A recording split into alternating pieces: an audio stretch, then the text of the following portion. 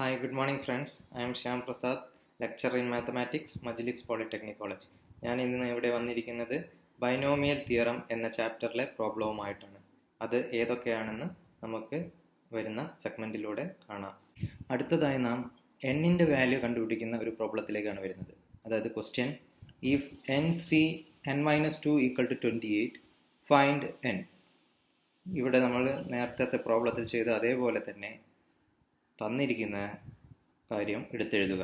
n(2) equal to 28.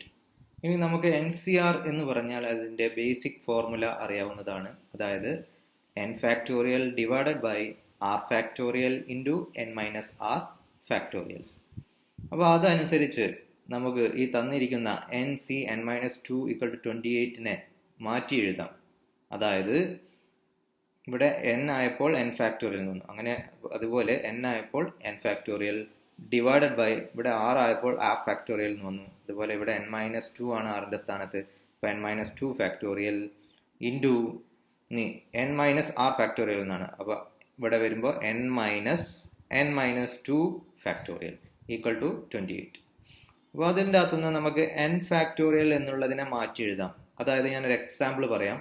ഇപ്പോൾ 5 factorial ആണെന്ന് വിചാരിക്കുക. 5 ഫാക്ടോറിയൽ എന്ന് പറഞ്ഞാൽ ശരിക്കും എന്താണ്? 5 ഇൻറ്റു 4 ഇൻറ്റു 3 ഇൻറ്റു 2 ഇൻറ്റു 1 എന്നതാണ് 5 ഫാക്ടോറിയൽ എന്ന് പറയുന്നത്. അതിനെ നമുക്ക് പല വിധത്തിൽ മാറ്റി എഴുതാം. ഉദാഹരണത്തിന് 5 ഇൻറ്റു 4 ഇൻറ്റു 3 ഫാക്ടോറിയൽ എന്ന് പറഞ്ഞാൽ എന്ത് തന്നെയാണ്? 5 ഫാക്ടോറിയൽ ആണ്. കാരണം 3 ഫാക്ടോറിയൽ എന്ന് പറഞ്ഞാൽ എന്താണ്? 3 ഇൻറ്റു 2 ഇൻറ്റു 1 ആണ്. അതുപോലെ n ഫാക്ടോറിയൽ എന്നുള്ളതിനെ നമുക്ക് മാറ്റിയിട്ട് n into n-1 into n-2 factorial എന്നാക്കി മാറ്റി എഴുതാൻ പറ്റും. Divided by n-2 factorial. അതുപോലെ n-ൻ്റെ അകത്തുനിന്ന് n കുറച്ച് കഴിഞ്ഞാൽ n ക്യാൻസൽ ചെയ്ത് പോകും. മൈനസ് എന്നുള്ളത് പ്ലസ് ആയി മാറും. റിമൈനിങ് ഇവിടെ 2 ഉണ്ടാവുക. 2 ഫാക്ടോറിയൽ ഈക്വൽ ടു 28. അപ്പോൾ ന്യൂമറേറ്ററിലും ഡിനോമിനേറ്ററിലും n-2 ഫാക്ടോറിയൽ ഉണ്ട്. അത് രണ്ടും ക്യാൻസൽ ചെയ്ത് പോകും. Remaining n into n-1 divided by 2 factorial ആണ് റിമൈനിങ് ഉണ്ടാവുക. അതായത് 2 into 1 equal to 28. That implies n into n-1 equal to 28 into 2. ഈ 2 ഇൻറ്റു 1 എന്നാൽ 2 തന്നെയാണ്. അത് ഇങ്ങോട്ട് ക്രോസ് മൾട്ടിപ്ലൈ ചെയ്തു. അതാണ് 28 into 2. That's equal to n into n എന്ന് പറഞ്ഞാൽ n² minus n into -1 minus n equal to 56. 28 into 2 56. That implies n² minus n, ഈ 56 ഇടതുവശത്തേക്ക് കൊണ്ടുവന്നു. -56 ഈക്വൽ ടു 0. അപ്പോൾ ഇതൊരു ക്വാഡ്രാറ്റിക് ഇക്വേഷൻ ആയി മാറി. അപ്പോൾ ക്വാഡ്രാറ്റിക് ഇക്വേഷൻ സോൾവ് ചെയ്യാൻ പല മെത്തേഡുകൾ ഞാൻ പഠിപ്പിച്ചിട്ടുണ്ട്. അപ്പോൾ അതിൽ സ്പ്ലിറ്റിംഗ് മെത്തേഡ് ഞാൻ പഠിപ്പിച്ചിട്ടുണ്ട് ഏറ്റവും എളുപ്പത്തിൽ. അപ്പോൾ ഏറ്റവും എളുപ്പത്തിൽ എങ്ങനെ സ്പ്ലിറ്റ് ചെയ്യാം? ഈ 56 കിട്ടാൻ ഏതൊക്കെ നമ്പേഴ്സ് മൾട്ടിപ്ലൈ ചെയ്താൽ -56 കിട്ടും?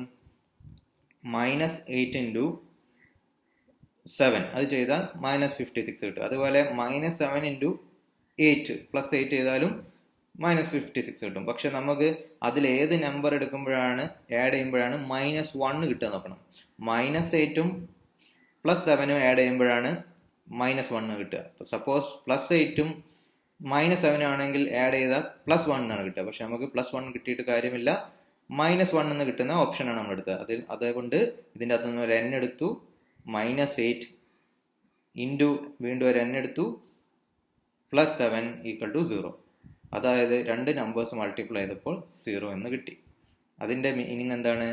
ഒന്നെങ്കിൽ ഏതെങ്കിലും ഒരു നമ്പർ 0 ആവാം, അതല്ലെങ്കിൽ രണ്ട് നമ്പറും 0 ആവാം. നമുക്ക് ഏത് നമ്പറാണ് 0 ആവുക എന്ന് തറപ്പിച്ച് പറയാൻ പറ്റത്തില്ല. കാരണം രണ്ട് നമ്പറും 0 ആവാം എന്നുള്ള ഒരു അസംഷനിലൂടെ മുന്നോട്ട് പോകാൻ കഴിയുള്ളൂ.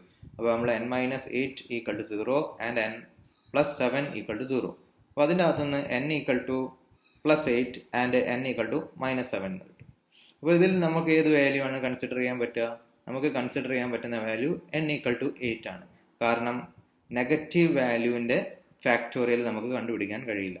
അതുകൊണ്ട് നമുക്ക് അഡ്മിസിബിൾ ആയിട്ടുള്ള വാല്യൂ എന്ന് പറയുന്നത് n ഈക്വൽ ടു 8 എന്നുള്ളതാണ്.